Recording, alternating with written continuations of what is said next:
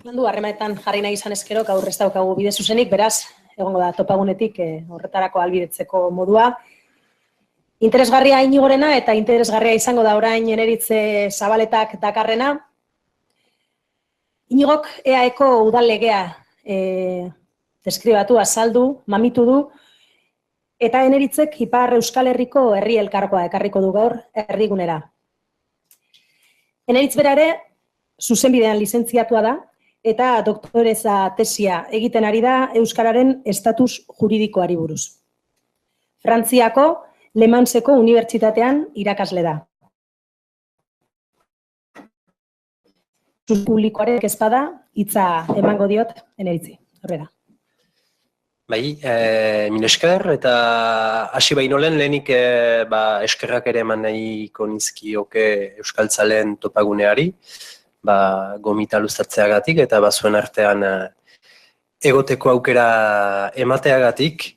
Beraz, gaurko jardunaldi honen baitan galdegin zidaten pixka bat astelehenan edabideen argitara bereziki atera den Euskal Elkargo berri horren sortzeak hizkuntza politikaren aldetik ze aukera eskaintzen aldituen gure Siberu, Lapurdi eta Baxe Nafarroko lurralde horietan. Hasteko, ez dakit, zuen artean, galdera txiki batekin hasiko naiz, azaroan antzeko ariketa bat galdegin zidaten UEUko lagunek, eta ez dakit norbait Eibarren egon zen zuen artean. Horren, saiatu naiz pixka bat aldatzen. Marrazkiak berdinak dira, baina, gauza batzuk erantsi ditut joan zen alditik. Dudan aldaketa bat da, agian Eibarren egin zidatenean galdera, luzatu nintzen pixka bat historikoan, kokatzeko, nondik datorren, hizkuntza politika, Ipar Euskal Herrian, ezbaita zehatz-mehatz hemen ezagutzen zuen errealitatea. Hori pixka bat, jauzitxo bat emango diot horri, eta saietuko naiz, galderari luzeago erantzuten, hau da, zein aukera gehiago ditu gaurko egoerak.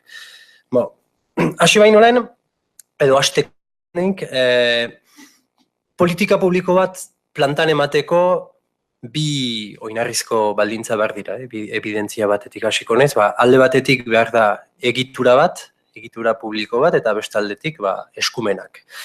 Bigarren korapilatsuak izan dira Frantziar estatuaren baitan Euskararen edo hizkuntza politikaren aldetik. Egituraren aldetik, noski, ongi dakigu Euskal Elkargoa sortu baino lehen, Euskararen lurraldean, Frantziar administrazioan den Euskararen lurralde hortan, etzen egitura publiko bakarrik, eta beraz, Euskararen aldeko hizkuntza politika bat emaiteko, zailtasun zenbait baziren, eta badira ere orainik, beraz egitura aldetik bazen zailtasun hori. Eskumenaren aldetik ere bai, eskumenaren aldetik Frantziar estatuaren testu inguruan aldarrikatzea edo bakarrik aipatzeak Euskara bezalako hizkuntza batek politika publiko baten beharra duela, pixkat bitxikeria bat zen, ez? Eta bitxikeria bat da. Orduan, eskumen hori bera ukatea ez da evidentzia bat izan. Hori dena erraiteko, izan dela, alde batetik ukateko erreferente bat Euskarari sustengu publiko bat emango diona, eta bestaldetik ukateko ere bai eskumen bat erraiten duenak Euskararen alde egitura publikoek politika bat plantan eman behar duten. Bakarrik hortara iristeko lan bat egin behar izan da, eta gero etortzen da zer eta nola egin behar den, hori bigarren maila bat. Ez da bigarren maila bat, bigarren denbora batean. Hori dena erranik, 2000 lehen marrazki edo grafiko ontara itzuliko naiz, ikusten duzue aski argi da ez, nik egin dudalaz, ez da bat ere oso grafikogi polita, baina lehengo PowerPointekin alderatuta pixkat kutreagoa da. 2004 mugatuko dut historikoa, eta demagun 2004an, zergatik 2004 mugatzen naiz, 2004 2004an sortu zelako, justuki egitura bat, Euskararen erakunde publikoa deitzen dena, helburu eta lehen aldiz Frantziar Estatuaren baitan halako egitura bat sortzen zen, biltzen zituenak hizkuntza alorrean eskumenak izan zitzaketen erakundeak, eta hainitz dira, hor dituzue, eta ematen ziola misio bat, Euskararen alde hizkuntza politika publiko bat lehenik definitzeko eta gero aplikatzeko. Hori 2004an gertatzen da Ipar Euskal Herrian. Nahi du lehenago, etzegoela fite joateko. Orduan, Euskararen erakunde publikoa sortu zen, erakunde bat da, beraz ez da instituzio bat, eta erakunde horrek jaso zuen misio hori hizkuntza politika bat idatzi eta gero aplikatu Euskararen alde Ipar Euskal Herrian. Nola ez den instituzio bat, erran nahi du egitura horren barnean sartu behar zirela egitura publikoak haiek eskumenak dituzten instituzioak. Eta horregatik Euskararen erakunde publikoaren barnean hainbat kide ditugu estatua, kultura ministeritza eta barne ministeritzaren baitan, prefeta, hor da, ikusten da hizkuntza gaiak duen, pisua. Akitaniako eskualdea ere sartu zen, Pirineo Atlantikoetako departamentua eta SISB hori idatzi dudan sigla hori, hau da, mankomunitate bat, sindika mixta deitzen da frantsesez, euskal kultura sustengatzeko herrien arteko mankomunitate bat zena, eta nagusiki erraiten alda bere misioa izan dela azken urteetan euskal telebista iparraldean ikusi ahal izateko baliabideak eta ematea beste gauza batzuen tartean, fite joanez. Beraz, egitura hori plantan eman zen eta beraz, hizkuntza politika 2004an maila globala deitu duen hortan, Euskararen erakunde publikoari zegokion, finkatzea, definitzea, lehentasunak ematea, eta hori 2006an gauzatu zen, eta 2006ko abenduan bozkatu zen administrazio kontseiluan, EPren administrazio kontseiluan, hizkuntza politika proiektua deitzen den proiektua, eta lehen aldikoz 2006tik bazegoen Euskararen aldeko nola baiteko politika publiko bat eta programa bat idatzia zen. Gero, hori aplikatzeko eta egikaritzeko, maila globalean EPek noski nola ez duen berezko eskumenik, adibidez, definitu ziren hainbat lehentasun, transmisioan hainbat lehentasun definitu ziren, behar zela adibidez irakaskuntzan zabaldu, hiztun osoak egitea markatu zelako helburu, erabilpenan ere eman ziren hainbat gaitasun, hainbat lehentasun, aisialdiak, kultura, edabideak, ezagutzen ditugun lehentasunak finkatu ziren. Gauza da, zuk noski idatzi dezakezu proiektu batean, euskalduntzeko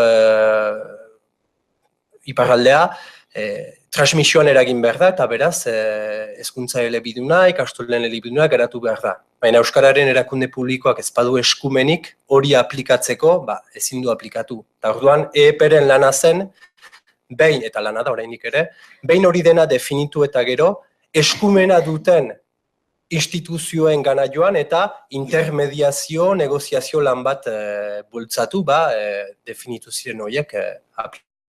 Eta adibidez, irakaskuntzaren alorrean, urtero Euskararen erakunde publikoak lan bat eramaiten du, joaten da ikastetxe desberdinetara, saiatzen da identifikatzen zein diren beharrak, baden eskari bat gela elebidunak irekitzeko, ikastolekin ere lan bat eramaten du, eta gero irakasle postuak gibelean eman behar direnean, hori estatuaren eskumen bat da, eta beraz, Euskararen erakunde publikoa joaten da, eta urtero egiten dituzte hainbat bilkura, estatuaren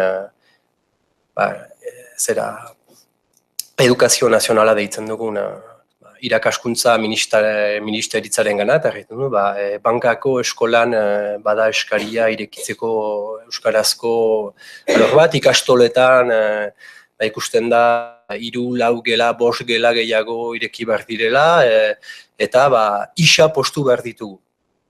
Baina gero, postu horiek irekitzea estatuak erabakitzen du. Eta hola, alor guzietan. edabideetan, aixialdian, eta bar. Hori beraz, maila globalen euskararen erakunde publikoak egiten zuen eta egiten duen lana. Eta bigarren maila bat ireki zen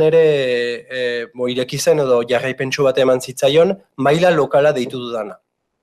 Euskararen erakunde publikoak idatzi zuen hizkuntza politikan, behetik gora ziren hainbat gai landu beharrekoak estatuarekin kasuan, departamentuarekin kasuan, eskualdearekin agian gutxiago baina kasuan, eta intermediari eman behar zen. Baina, hizkuntza politika bat ere aplikatzeko, maila lokalean, oraintxe ikusi dugu ere udallegearekin, maila lokalean ere eragin behar zen, eta herriko etxeekin, oinarrizko zerbitzu publikoetan adibidez, euskarazko eskaintza bat, jorratzeko, lantzeko, definitzeko, hor ere lan bat behar zen. Eta beraz, 2004tik EEP sortu zenean,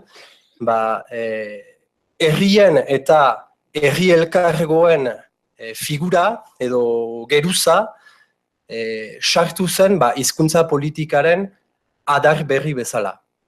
Eta orduan, bi mailetan jokatu zen, euskararen erakunde publikoak pixkat definitu, intermediazio lana egin, eta gero, maila lokalan aplikatzeko, pixkat herriei eta herri elkargoai nolako eskumen bat pasarez izten. 2006an hori zen eskema, eta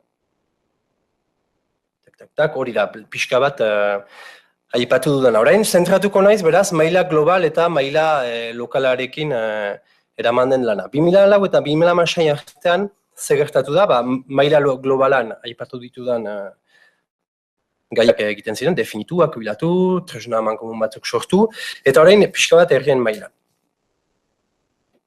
Ongi da, esatea, herriak eta herri elkargoak izan behar direla ere hizkuntza politika baten adar, hori nola plantan eman zen, Ipar Euskal Herriaren kasuan, hizkuntza teknikariaren figuraren bitartez gehien bat. 2004tik aintzina, Euskararen erakunde publikoak kofinantzatuta, eta akuilulan horren bitartez, hainbat lehen aldikotz, lehenago ez baitzen, hizkuntza teknikariak kontratatzen hasi ziren, gehien bat herri elkargoak eta herriko etxe batzuk, Baiona, Miarritze eta Hendaia.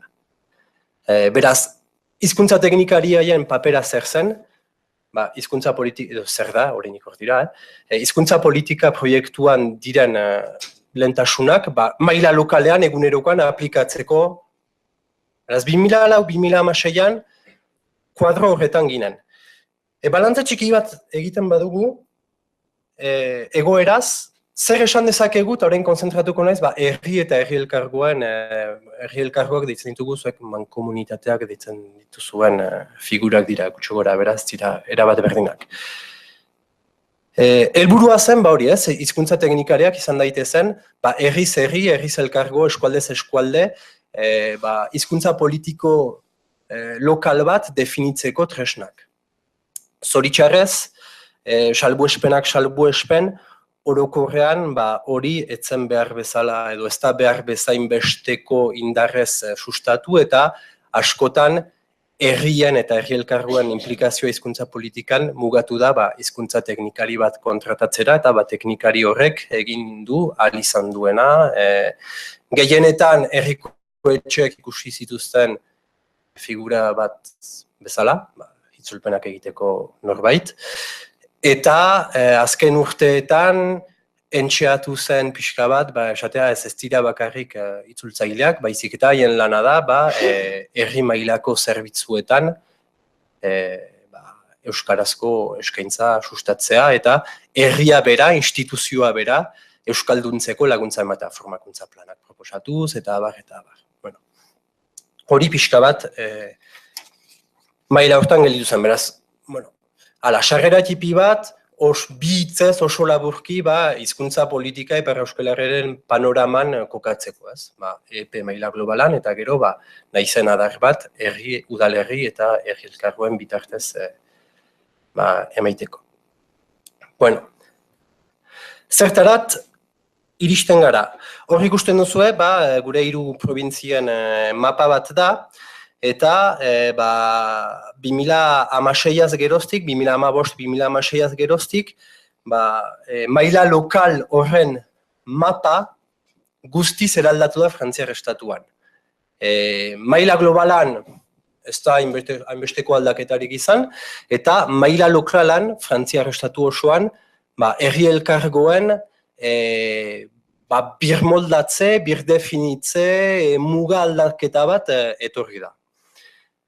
Beraz, noski horrek hizkuntza politikari ere eragiten dio, ze hizkuntza politikaren adar bat izan behar da maila lokal hori, herri elkargoena eta herriena. Erreforma horren baitan, entzungo zinuten eztabaida instituzional handi bat burutu zen Ipar Euskal Herrian, eta prefetak baliatu zuen erreforma handi hori proposatzeko lehen aldikotz Ipar Euskal Herri osoak kontuan hartuko zuen eta bilduko zuen instituzio bat sortzeko. Hau da, 2017ko urtarrilaren lehena, baino lehenagoko mapa. Mankomunitateen mailan, nahi baduzue, Ipar Euskal Herrian 10 herri elkargo zeuden. Hor, ubelez diren mugetan. Siberuan bat, Baixen Nafarroan 3, eta Lapurdin beste guziak. Beraz, beste 6. Orain, 2017ko urtarrilaren batetik, 10 herri elkargo izatetik, pasagara mankomunitate edo herri elkargo bakar bat izatera. Euskal elkargoa deitzen den hori izatera. Noski horrek, hainbat aldaketa suposatzen ditu aspektu hainitzetan, ematen dio Ipar Euskal Herriari ezagupen instituzional ofizial bat den alikotz, ez baita bakarrik egitura publiko bat instituzio bat da, ez horrek gauzak aldatzen du, esan edu eskumenak dituen instituzio bat da, Euskararen erakunde publikoak ez zuena, adibidez, hautes sistema bat duen instituzio bat da, eta abar. Baina guri interesatzen zaigun gaian ere bai, hizkuntza politikaren gaian, 2004-2016 eskeman hor gauzak aldatzen ditu. Herriak herri elkargoak eskema hortan, herri elkargo, makro herri elkargo, bakar berri bat sortzen zaigu. Eta orduan, hainbat galdera pausatu ziren, ez? Hemendik aurrera, zer gertatzen da? Herri elkargo hori sortuko da, bada 2 urte ez, gogoetan eta gogoetan ari dileak. Eta orduan, galdera batzuk planteatu ziren. Herri elkargo hori berri hori sortzen da. Hemendik aintzina nola antolatuko dugu gure hizkuntza politika. Hor izango du eragin bat. Alde hortan, baziren 2 aukera ez, 2 aukera nagusi. A aukera deitu dudana eta B aukera deitu dudana. Aukera litzateke esatea, begira, badugu Euskararen erakunde publikoa, ados, egitura publiko bat da, egin du lan baliagarri bat, definitu du hizkuntza politika bat, dituen baliabideak ditugu, txugora bera 5 milioi euro, bainan, baditu bere mugak ere, ez du eskumenik. Eta parean, sortuko zaigu instituzio bat, gutxi gora bera 250 milioi euroko aurrekontuarekin, herri mailako instituzio bat, baina erreferente politiko instituzional bat izango dena Ipar Euskal Herrian, ziren hauts batzuk, esanez, EEP eta Euskal Elkargoa fusionatu ditzagun. Orduan, EEPek zeukan lan hori, hizkuntza politika definitu, akuilatu, estatuarekin hitz egin, eta abar, Euskal Elkargoak bete dezala. Hori zen eztabaidaren parte bat. Eta orduan, EEP izan dadila, nola baiteko, Euskal Elkargoaren hizkuntza politika, zuzendaritza, edo zerbitzua, edo hori zen aukera. B aukera zen, ez gorde dezagun Euskararen erakunde publikoa, horrek badituelako abantaila batzuk, 2 abantaila nagusi, lehen abantaila biltzen dituela bere baitan estatua, eskualdea, departamentua, hainbat instituzio publiko, eta biltzen dituelako ere bakoitzak egiten dituen diru ekarpenak, 5 milioi euroiak. Aldu, atxiki dezagun, eta sartu dezagun Euskal Elkargoa, Euskalaren erakunde publikoaren barne. Lehen lidergoa aipatzen zen, lidergo aldetik, pisu politiko eta instituzionalatik ez dira bortxaz aukera berdinak. B aukera hautatu da. Beraz, hemendik aintzina, hizkuntza politikaren baitan, lehengo eskema horretan,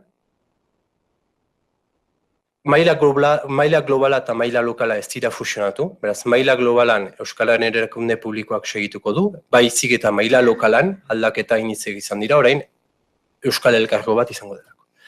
Eta orain erantzuna, galdera zen. Ze aukera, ze erronka. Erantzuna, aukerak. Testu inguru hortan, ze aukera daude. Ezakitzu ditu duzuen, Etxegagu Euskal Elkargoaren lehendakari berria, eta berak bere hitzaldian aipatu du Euskal Elkargoaren lehentasunetariko bat hizkuntza politika izango dela. Horrek esan nahi du, lehen erronka adagoela Euskal Elkargo horrek idatzi beharko duela Euskal Elkargoari dagokion hizkuntza politika bat.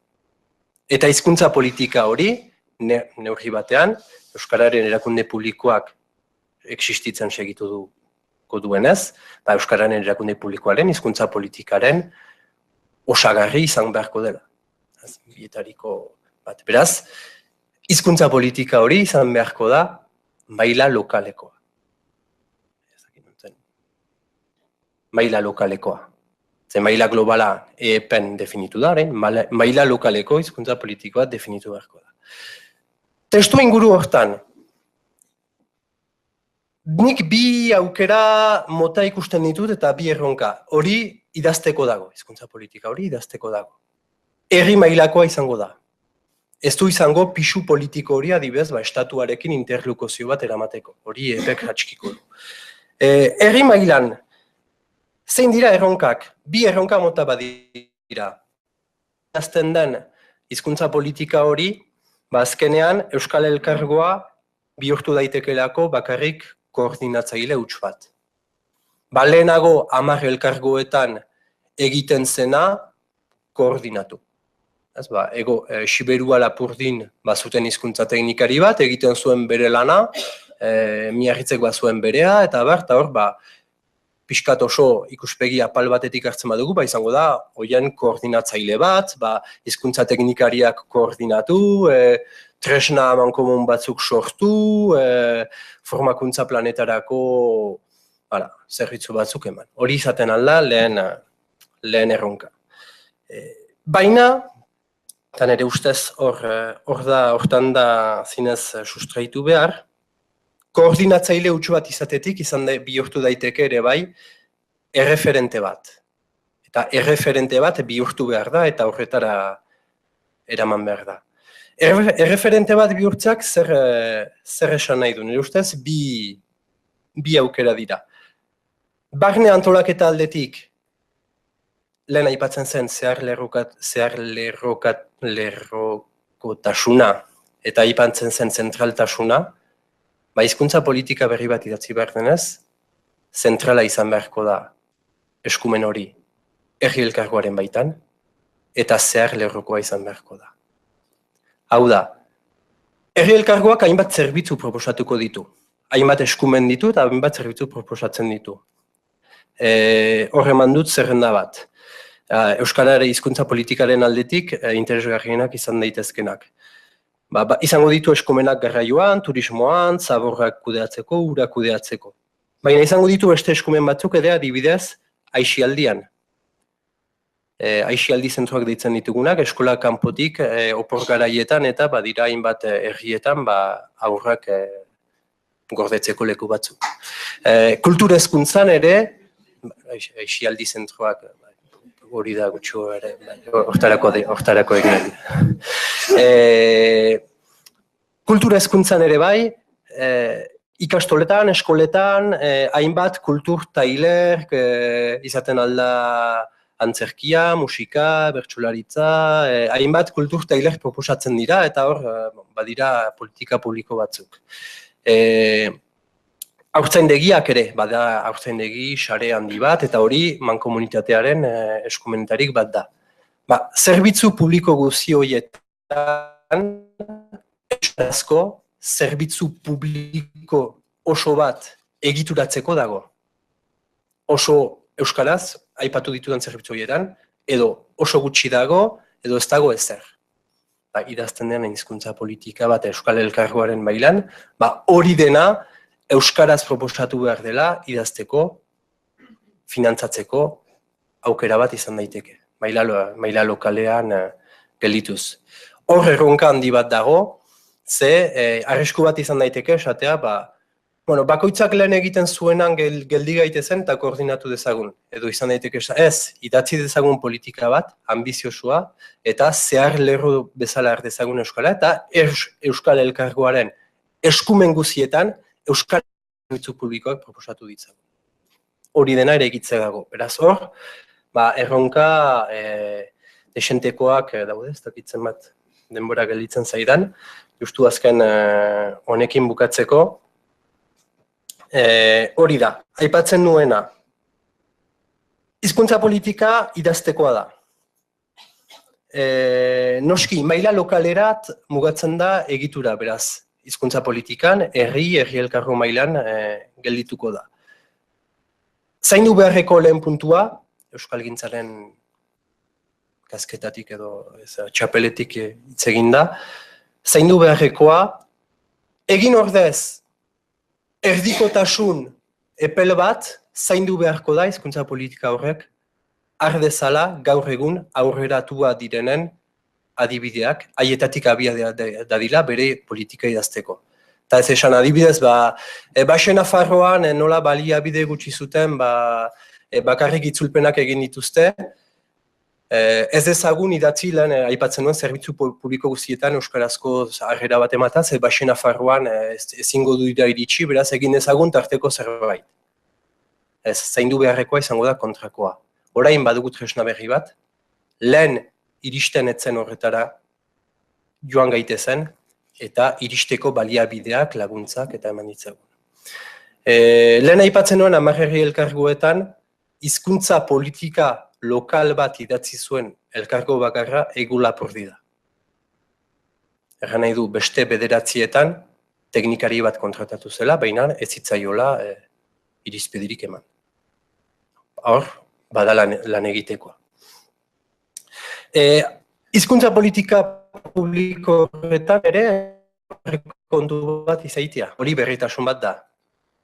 Uste dut Miarritzeko herriko etxea zela hizkuntza teknikaria zuen egitura bakarra, non parean aurrekontu bat zuena ere. Beraz, aurrekontu gabe teknikari batek zer egin dezake. Ezer.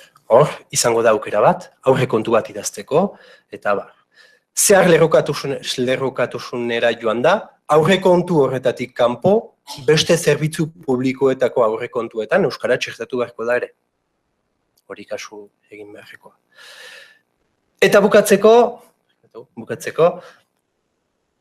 gehiago agian ikuspegi instituzional politikotik.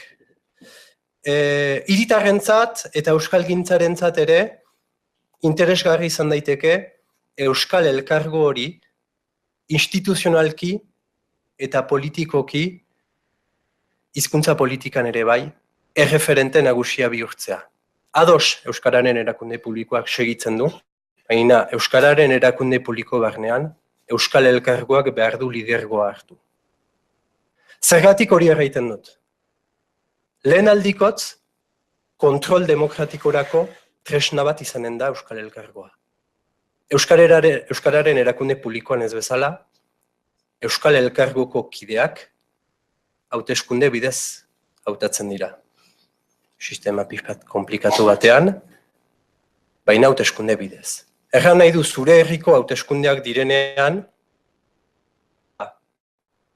adibidez Baionako alkatearentzat, baina bai eta ere, Baionatik Euskal Elkargora joango diren hautetxientzat. Hauteskunde kanpaina horren baitan, elkarteek, norbanakoek, presioa egiten halko dute. Eta zuk, Baionako hautetxi bezala, zer eginen duzu Euskal Elkargoan Euskalaren alde? aurrekontua igotzeko bozkatuko duzu? Zakite, Baionako aisialdi zentroan euskarazko zerbitzu bat emateko bozkatuko duzu? Ez, kontrol demokratikorako tresna bat izango da, beraz, Euskal Elkargoa erreferente bihurtzen bada, kontrol demokratikoan izango da eragiteko tresna bat. Bueno, eta ez dakitu, agian horrekin aski bukatuko dut. Oraingoz, bai? Mila esker.